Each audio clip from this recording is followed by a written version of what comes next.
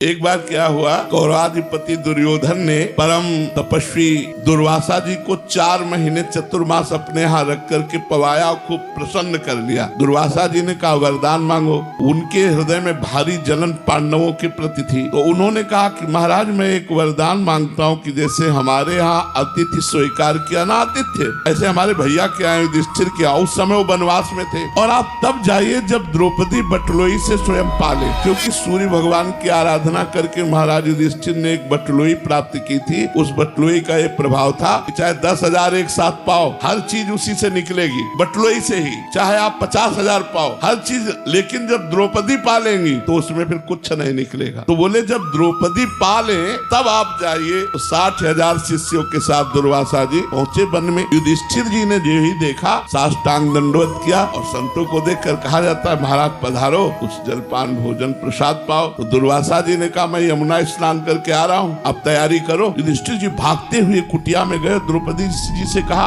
आपने बटलोई में पा लिया? बोले हाँ, वो तो धो के रख दी। मूर्छित हो गए युधिष्ठिर जी, मूर्छित हो गए। अब देखिए इतने महाभागवत हैं, मूर्छित हो गए। द्रौपदी जी ने आकर उनको क्या बात हो गई, मेरे पाने की बात सुनकर आप मूर्छित क्यों हो गए? अरे बोले 60,000 शिष्यों के साथ दुर्वासा ऋषि पधारे हैं, आतिथ्य के लिए निमंत्रण दे दिया है, यदि उनको नहीं पवाते तो साप दे के जाएंगे वो, अब क्या होगा?